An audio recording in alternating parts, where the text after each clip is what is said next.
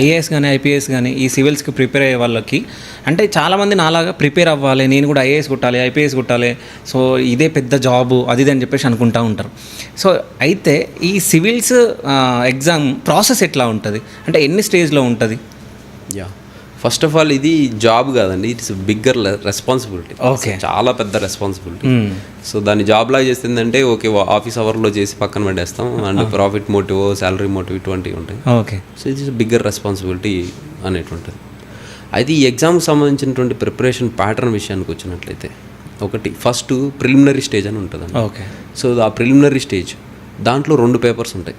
ఒకటి general studies, రెండోది general studies paper 1, paper 2.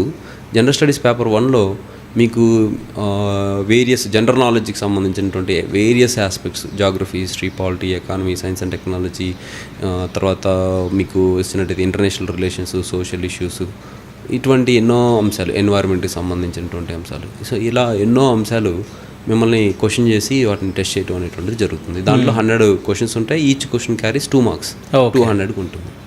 తర్వాత రెండో paper civil services aptitude test అంటారు, సీసాట్ అంటారు దాన్ని. ఓకే, సో అంటే ఇప్పుడు ఆఫీసర్గా ఉన్నప్పుడు మీరు రోజుకు ఒక 100 ఫైల్స్ వస్తాయి. సో మీరు నిదానంగా ఒక తీరిగ్గా ఒక ఫైల్ చదువుతూ కూర్చుంటే అది రోజుకు 10 ఫైల్లే చదవగలుగుతారు, 10 ఫైల్లే ప్రాసెస్ చేయగలుగుతారు. బట్ మీరు ఆఫీసర్గా చాలా క్విక్గా ఉండాలి.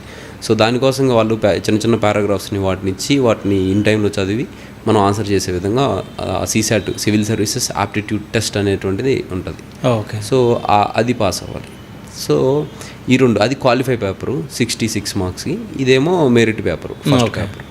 ఇలా ప్రిలిమినరీ స్టేజ్ ఉంటుందండి. ఓకే, ప్రిలిమినరీ స్టేజ్ తర్వాత మెయిన్స్ ఉంటుంది. ఈ మెయిన్స్లో మీకు తెలుగు, ఇంగ్లీష్, లేకుంటే తెలుగు కాకుంటే మీది ఏదైనా కాన్స్టిట్యూషన్లో ఉన్నటువంటి ఒక 22 లాంగ్వేజెస్ని మీరు చూస్ చేసుకోవచ్చు. ఏదో ఒక లాంగ్వేజ్ చూస్ చేసుకొని కంపల్సరీ లాంగ్వేజ్. దాని తర్వాత ఇంగ్లీష్ కంపల్సరీ. ఈ 2 క్వాలిఫైయింగ్ పేపర్స్, 25% మార్క్స్ అనేటువంటివి రావాల్సి ఉంటుంది. దీని తర్వాత మీకు general studies 1, general studies 2, general studies 3, general studies 4, 4 పేపర్లు జనరల్ స్టడీస్కి ఉంటాయి. ఒక 2 పేపర్లు ఆప్షనల్కి ఉంటాయి. సో ఆప్షనల్లో around 24 types and more optional papers ఉంటాయి.